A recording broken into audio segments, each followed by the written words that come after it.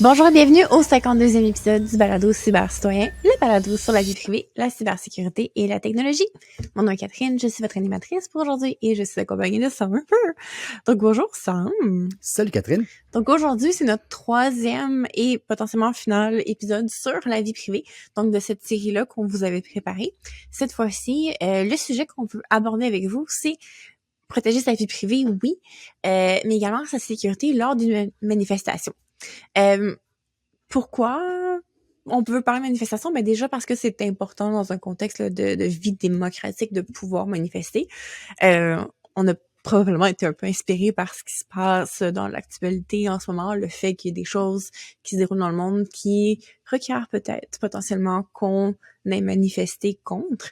Et donc, sachant à quel point justement les manifestations d'il y a 20 ans et les manifestations d'aujourd'hui, c'est plus nécessairement le même univers. Il y a beaucoup plus de technologies qui sont utilisées pour retrouver les gens puis éventuellement les arrêter après avoir participé à ces manifestations-là. D'ailleurs, c'est une des histoires qui est frappante que tu m'avais racontée, Sam, c'était celle de cette manifestante-là qui avait été repérée à cause d'un chandail qu'elle avait acheté sur Etsy. Oui, ça, c'est une histoire assez folle, là. C'est dans les manifestations après l'inauguration de Trump, la première fois qu'il a gagné. C'est une manifestante qui a mis le feu à une voiture de police. Puis il y a des photos d'elle avant et pendant, en train de le faire. Puis elle portait justement un T-shirt là, avec un slogan écrit dessus. Malheureusement, c'est un T-shirt très unique qui fait qu'on les forces de l'ordre ont réussi à trouver le magasin Etsy qu'il vendait. Ils ont regardé les commentaires des clientes satisfaits qui l'avaient acheté. Puis avec ça, ils ont trouvé un nom d'utilisateur. Le nom d'utilisateur les a emmenés à un compte sur Poshmark, là, qui est un genre de site là, où tu peux mettre tes garde-robes. Le nom sur Poshmark a donné un nom complet. Avec la ville, ils ont trouvé le compte LinkedIn, je pense. Le compte LinkedIn parlait d'un studio de massage. Le site web du studio de massage montrait une vidéo où la personne faisait un massage et on voyait les mêmes tatouages que dans les photos là, où elle commettait l'acte illégal. Et donc, elle s'est fait arrêter à cause d'un T-shirt et d'un commentaire. Donc, c'est sûr que dans cette question, on parle vraiment d'une recherche, etc. Mais maintenant, on sait qu'on peut s'inquiéter également de tout ce qui est technologie, là, en termes de reconnaissance faciale, entre autres, avec l'IA qui a beaucoup pris d'ampleur à ce niveau-là. Quelle autre technologie est-ce qu'on doit s'inquiéter qui peut être utilisée contre les manifestants pour potentiellement, justement, les retrouver post-manifestation ou encore pour contrôler peut-être pendant? En termes de technologie, principalement, c'est tu sais, un téléphone. On peut savoir, si on utilise son téléphone, on peut suivre à la trace où la personne est. Si vous vous connectez automatiquement sur des réseaux Wi-Fi ouverts, ça aussi peut-être que ça peut être retracé. Donc c'est ça, là, surtout je pense que c'est la technologie téléphonique là, qui permet de retracer les gens. Puis veux pas, souvent t'as pas besoin de plein de technologies parce que les gens ont tendance à, des fois, documenter eux-mêmes ce qu'ils font. Fait que, tu sais, tu prends des photos, tu prends des vidéos, tu les partages. Comme un petit hashtag manifestation. Les manifestations / insurrections du 6 janvier au Capitole aux États-Unis, les gens ont Instagrammé leurs crimes de façon quand même assez catastrophique là, cette journée-là. Là. Fait que c'est ça. Là, ils ont rendu la vie quand même assez facile là, aux enquêteurs. Définitivement. Je me rappelle également qu'il y avait eu une opération de genre sur Tinder qui faisait faire les confessions à des jeunes hommes qui étaient présents au siège chantier pour ensuite transmettre l'information au FBI. Mais mettons, à part de ça, c'est sûr que les technologies de tracking qui sont là. Puis effectivement, je me rappelle à l'époque justement des manifestations contre l'augmentation des coûts de vie étudiante. C'était des choses qu'on publiait là, sur Twitter. Je suis à telle intersection, où est-ce que vous êtes? Il y avait des hashtags, on suivait, puis c'était tout public, ces informations-là. Donc, définitivement, pas besoin non plus d'outils super technologiques ou avancés pour nécessairement retrouver les gens. Donc, qu'est-ce qu'on fait globalement pour se préparer à une manifestation? Aujourd'hui, on voulait vous proposer un peu un avant la manifestation, pendant la manifestation et après la manifestation, bien entendu, pour vraiment regarder un peu là qu'est-ce qu'on peut faire pour s'assurer d'être en sécurité. Déjà en partant, toute la notion de encrypter ces informations, s'assurer en fait que notre téléphone soit pas non plus grand ouvert, hein, si jamais vous vous faites arrêter puis que votre appareil est saisi par les forces de l'ordre. On recommande généralement de pas avoir justement ces outils de reconnaissance faciale-là d'activer parce que par exemple, si votre téléphone est barré puis que le policier vous demande de le débarrer, ben vous pouvez ne pas donner votre NIP simplement. Par contre, si l'activation se fait juste avec votre visage, ben le policier peut prendre votre téléphone puis le flasher dans votre visage puis le débloquer comme ça. Donc, de façon typique, ça serait important là, de justement désactiver ces fonctions-là lorsque vous manifestez. Également, peut-être que le NIP de 4 caractères, c'est pas suffisant. Si vous avez encore un téléphone que le code pour l'activer, c'est juste des petits symboles, là, qu'on fasse un petit shape. Généralement, la plupart des gens utilisent les mêmes combinaisons pour ces trucs-là, fait que ça se fait en quelques essais. Bref, vous devriez vous assurer en fait que votre téléphone en soi, il est sécuritaire si vous choisissez d'apporter votre téléphone avec vous. C'est sûr qu'il y a des raisons pour lesquelles on peut vouloir apporter son téléphone pendant une manifestation, que ce soit pour pouvoir rejoindre des gens, se coordonner, etc. Mais ça devient quand même potentiellement un outil qui peut être utilisé contre nous, donc c'est un peu à considérer là, à ce niveau-là. Bien entendu, assurez-vous toujours de faire un backup de vos données avant d'aller. Vous savez pas si votre téléphone va être confisqué, perdu, etc. Donc, toujours s'assurer de retirer justement de sauvegarder ailleurs que physiquement sur votre appareil les données qui vous tiennent à cœur dans votre téléphone.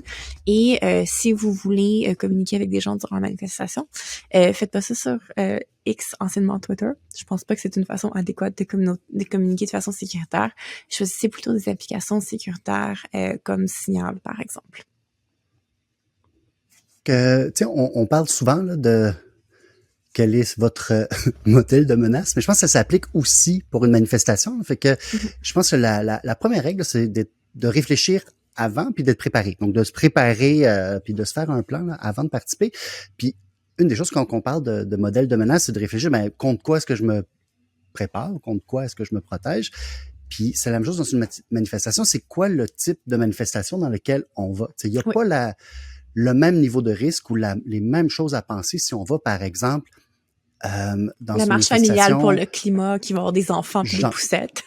C'est ça. D'habitude, la manifestation du 1er mai syndicale est en général relativement tranquille. Alors que si vous allez, par exemple, à une manifestation contre la brutalité policière du 15 mars, ça se peut que ça brasse un petit peu plus. Donc, à ce moment-là, donc le niveau de préparation est peut-être pas le même. Donc, de se dire, qui va être présent? Par exemple, si vous allez dans une manifestation, on l'a vu beaucoup aux États-Unis, mais il y en a eu ici aussi. Vous allez dans une manifestation antifasciste, mais il y a les forces de l'ordre, mais il y a aussi d'autres personnes qui vont peut-être vous vouloir du mal ou qui sont peut-être pas contents que vous soyez là. Donc, c'est des choses à prendre en compte. Puis, je pense que une bonne façon de se prémunir de problèmes, c'est de créer des groupes d'affinité, donc d'avoir un groupe de personnes en qui on a confiance, qu'on connaît bien, avec qui on peut aller. Donc, on va parler après du pendant puis du après, mais tu sais qu'on peut arriver ensemble puis qu'on peut-être même se séparer un peu la job. Là. Il y a peut-être quelqu'un qui a le kit de premiers soins, puis il y en a un autre qui a le téléphone, puis une autre personne qui a d'autres rôles. Puis, n'oubliez pas de réfléchir à ce qu'on apporte avec nous. S'il y a des possibilités que vous faites fouiller votre sac, votre personne, mais emmenez pas des choses illégales. C'est peut-être pas idéal de se faire pogner avec quelque chose qu'on devrait pas avoir sur nous. Avoir des numéros de contact d'urgence, on est rendu tellement habitué à avoir notre cell puis à juste cliquer sur le bouton, fait que peut-être d'avoir ces numéros de téléphone écrits sur la peau. Je sais que dans le temps, le numéro de l'avocat, par exemple, l'avocate est écrit comme sur le bras. Un kit de premiers soins, de l'eau, de la nourriture. Puis si vous prenez des médicaments puis que ça se peut que vous fassiez arrêter, c'est peut-être pas le mauvais d'avoir 2-3 jours de médicaments là, avec vous. Là. On parlait dans une émission antérieure qu'il y avait eu des cas justement de gens qui avaient été arrêtés avec entre autres des sacs de Faraday, puis que ça l'avait utilisé contre eux comme étant preuve qu'il y avait eu intention de commettre des méfaits. Fait que j'imagine que le conseil s'applique également ici de justement peut-être de tous ces outils-là qui peuvent être perçus comme étant technologiquement avancés, même si non, de peut-être éviter que dans les faits, ça fournit pas nécessairement une protection avancée, que dans les faits, ça peut peut-être être un risque au niveau ça, c'est une personne aux États-Unis. Est-ce que ça serait la même situation au Canada? Je ne sais pas. Mais c'est sûr que, si par exemple, vous avez des kits, je sais pas moi, un Flipper Zero, emmenez-le pas à la manifestation. Un petit kit de pick-lock, peut-être que c'est pas la bonne idée non plus. Bien entendu, tout ça n'étant pas des conseils d'avocat, mais effectivement, le fait en termes de sécurité, peut-être que c'est pas idéal d'avoir ce genre d'outil-là sur soi lors d'une manifestation. Pareil pour un couteau, canif, etc. Toutes ces choses-là, on n'emmène pas ça dans notre sac par sécurité. Maintenant, pendant la manifestation, c'est sûr que c'est important de s'assurer de peut-être désactiver toutes les choses de localisation qu'on a sur notre téléphone. Hein. Google Maps n'a pas besoin de savoir où est-ce que vous êtes exactement. Facebook n'a pas besoin de savoir votre géolocalisation. Donc, c'est un bon moment pour peut-être reviewer un petit peu là, vos setups, vos paramétrages de localisation dans votre téléphone, puis de désactiver vos besoins, voire peut-être mettre en mode avion votre téléphone durant la manifestation lorsque vous n'avez pas besoin de faire des appels pour s'assurer que votre téléphone ne soit pas traqué pendant que vous êtes en train de manifester. L'autre chose qui peut être importante, on l'a mentionné en début d'épisode, hein, de fait de faire attention à son identité, donc peut-être pas porter des choses qui dévoilent notre identité rapidement, donc toutes les tatous visibles, potentiellement les cacher, de pas porter des vêtements qui sont distinctifs, c'est pas le temps d'être une icône de mode lors d'une manifestation. Pensez plus à des vêtements qui sont protecteurs potentiellement, puis qui sont simplement plus neutres. Alors, c'est le temps de porter le t-shirt Mass Produce à 5$ qui vient en paquet de 3, là, qui est vraiment inidentifiable. Puis, bien entendu, de toujours penser à planifier ses mouvements, s'assurer d'être familier avec l'endroit où est-ce qu'on s'en va manifester, savoir c'est quoi les lieux de rendez-vous, c'est quoi les endroits peut-être pour sortir de la foule au besoin si jamais la situation devient dangereuse, encore une fois, selon votre propre modèle de menace. Oui. L'autre chose, puis ça, c'est plus pour la protection des autres personnes autour de vous. Si jamais vous filmez, vous prenez des photos pendant une manifestation, puis ça peut être une bonne idée de filmer parce que, ça permet de sensibiliser d'autres gens à la cause, c'est vous allez pouvoir comme diffuser ça après, mais faites attention quand même à peut-être soit de brouiller ou ne pas prendre les visages des autres personnes en photo. Pour protéger leur vie privée. Puis je dirais surtout si c'est des actes peut-être qui pourraient leur causer des ennuis judiciaires par la suite. Là, vous n'avez pas envie d'être la personne qui se fait saisir son téléphone et que c'est ensuite utilisé comme preuve là, contre d'autres personnes. L'autre chose que je dirais, puis c'est aussi de faire attention à ne pas se laisser emporter. Des fois, on peut se dire, écoute, j'y vais, je veux marcher, je veux agir de telle façon. Faites attention à pas vous laisser emporter. Je me rappelle d'une histoire, puis là, ça va peut-être me dater, mais j'oublierai jamais ce monsieur-là. Puis je vais l'appeler monsieur, mais c'était un dude qui avait apparu au centre-ville 1 ou 2 journées avant le 15 mars. Et ça, on parle d'un des premiers 15 mars qui avait été organisé, donc il y a de cela quelques années. Puis le dude, il avait l'air un peu du joueur de football, mais il portait comme une veste de cuir avec des noms de band punk écrits dessus, mais il fitait vraiment pas, là, ça marchait pas du tout. Puis la journée de la manifestation, il se promenait avec des rollerblades dans la manif. Puis je me rappelle, on était passé à côté d'un site de construction, il avait sauté par-dessus la clôture, puis il jetait des briques par-dessus la clôture en disant genre « Hey, voilà des briques, voilà des briques ». Mais lui a jamais ramassé de briques, il a pas lancé de briques, il a juste donné des briques à d'autres personnes. Puis plus personne ne l'a jamais revu après le 15 mars. Donc, je ne peux pas garantir que cette personne-là était un policier. Mais disons que il y a des agitateurs parfois dans les manifestations dont le but, c'est de faire déraper pour justifier éventuellement des interventions. C'est ça. Donc, juste de faire attention à qui est là. D'où l'importance, comme je disais, du groupe d'affinité, parce que là, les gens avec qui vous êtes, que vous connaissez, que vous faites confiance, mais eux, vous savez que c'est du monde là, de votre groupe. Parfait. Puis ça peut justement servir d'imputabilité entre vous autres pour justement garder calme lorsque la situation peut-être devient un petit peu plus risquée. Oui. On en arrive déjà au après. Donc, déjà en partant, une fois que vous avez terminé la manifestation, déjà assurez-vous tout ce qui est messages, photos, etc. Supprimez ce qui est pas nécessaire. Oui, des fois, il y a l'intention d'archiver des choses, de documenter la manifestation. Dans ce cas-ci, assurez-vous de les mettre dans un endroit qui est sécuritaire. Donc, mettez pas ça là, en mode de Google Photos, n'importe qui avec le lien, s'il vous plaît. Assurez-vous de partager ces documentations-là dans des médias qui sont sécuritaires. Encore une fois, Signal est parfait pour ce genre de trucs-là. De retirer également tout ce qui permettrait d'identifier des gens. Donc, s'il y a des visages que vous voyez sur les photos, ça peut être pertinent de parfois peut-être flouter les visages, de masquer les choses, puis de supprimer l'original. Bien entendu, là, tout ce qui est, tout ce qui pourrait potentiellement être utilisé contre vous ou contre les gens que vous avez manifestés, de s'assurer justement de pas laisser ça dans les mains de quelqu'un qui serait potentiellement mal intentionné. Le conseil que tu avais écrit dans les show notes de pas quitter seul, ça m'intrigue en fait de savoir parce que c'était quelque chose que j'aurais jamais pensé de pas quitter seul une manifestation. Ben, je pense que c'est une bonne idée d'avoir un plan comme déjà avant.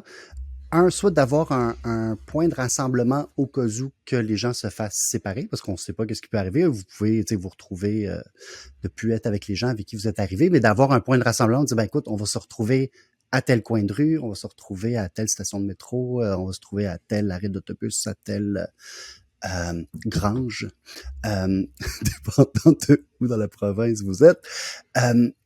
Puis je pense de ne pas quitter seul, c'est aussi parce que si vous êtes tout seul puis que vous vous faites arrêter, ben il n'y a pas personne qui sait nécessairement que vous vous êtes fait arrêter ou arrêter.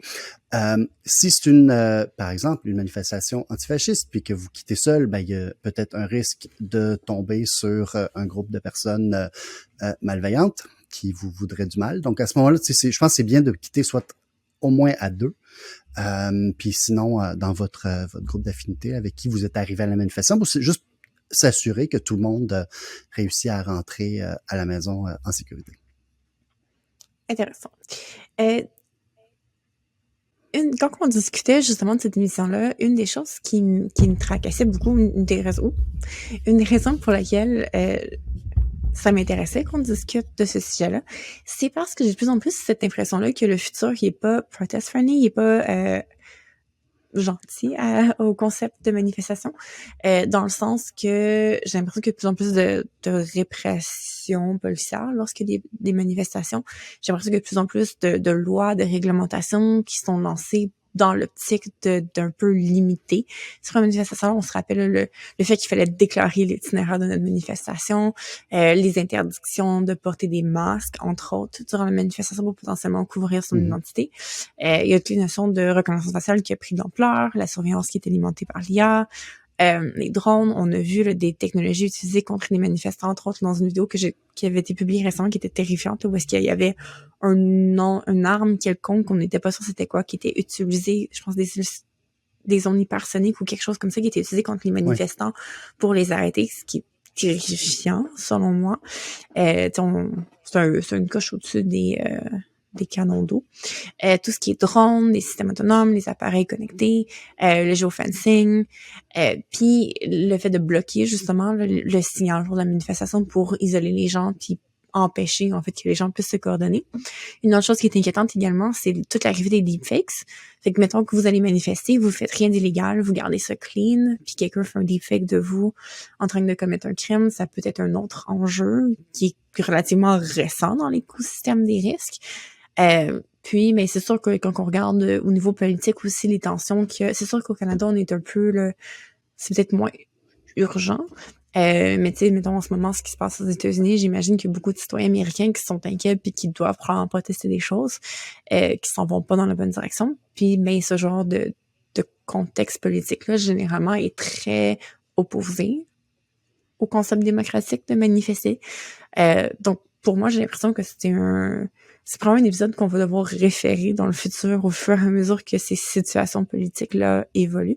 Je sais pas, toi, qu'est-ce que tu en penses par rapport à ça ou par rapport aux tendances, de où est-ce que ça s'en va au niveau de notre droit de manifester comme citoyen? Ben, c'est sûr que je pense qu'on s'en va vers une limitation puis une restriction là, du droit au rassemblement, là, puis au droit d'expression. Pour l'instant, puis c'est souvent sous le couvert de sécurité. C'est souvent ça qui va être un peu comment dire, le prétexte là, pour essayer de limiter. Là, on l'a vu avec les Jeux olympiques à Paris, là, que là, on va installer de la reconnaissance faciale, etc. Mais c'est pas la sécurité, c'est antiterroriste, c'est anti-ci, c'est anti-ça. Mais malheureusement, une fois que ces technologies-là sont installées, des fois, elles ont plus de misère à partir. L'année dernière, je travaillais sur un article sur les technologies utilisées en Cisjordanie puis à Gaza. Puis c'est un peu dystopique de voir un peu ce qui est déjà mis en place dans certains endroits, puis de dire que c'est testé là-bas, puis ça va être ensuite vendu aux services policiers un peu partout par la suite. Puis, tu sais, des systèmes d'intelligence artificielle pour justement là, repérer les gens, que assez rapidement, tu avais des systèmes là, de reconnaissance faciale, même des genres de robots autonomes qui pouvaient faire comme de la dispersion de foule, etc. Là, fait que c'est quand même...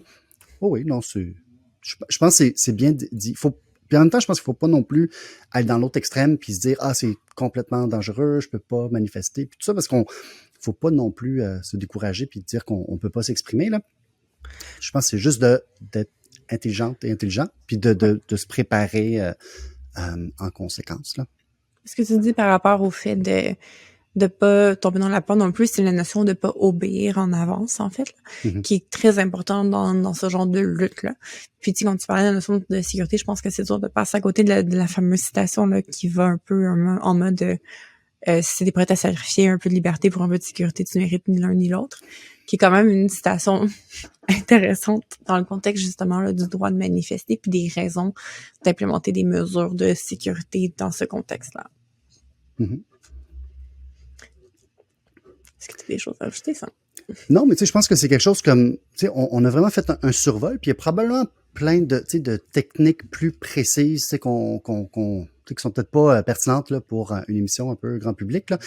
Mais tu sais, il y a différentes expériences et courants et traditions qui ont comme trouvé des façons là, comme de manifester, des fois de le faire de façon soit complètement anonyme. Tu sais, je pense que la technique du Black Bloc, c'en est une, tu sais, d'avoir une masse de personnes habillées tous et toutes pareil pour qu'on puisse pas différencier une personne de l'autre, mais ça fait partie de ça. C'est un peu extrême, tu sais, t'as pas besoin de ça pour la manif familiale, là, pour le climat, t'as pas besoin de ça pour la manif syndicale du 1er mai.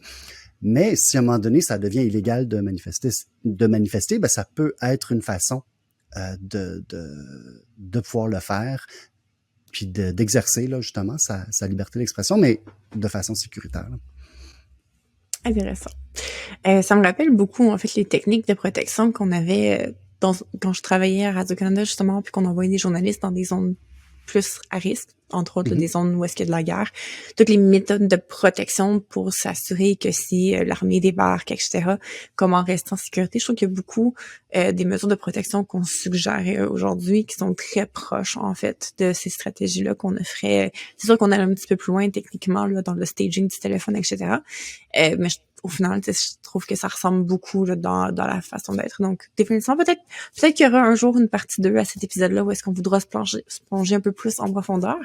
Mais pour l'instant, je pense qu'on peut vous laisser sur un peu là, cette introduction, I guess, à la sécurité lorsqu'on manifeste. Sur ce, merci beaucoup d'avoir été avec nous aujourd'hui pour notre 3e épisode sur la vie privée. Si vous avez aimé le balado, aidez-nous à le faire connaître en le partageant à votre réseau, en parlant autour de vous. N'oubliez pas de donner des 5 étoiles, des petits pouces en l'air pour nous soutenir. Et abonnez-vous pour ne manquer aucun épisode. On dit un grand merci à DJ Mutant pour l'indicatif sonore et on vous dit à bientôt. À bientôt.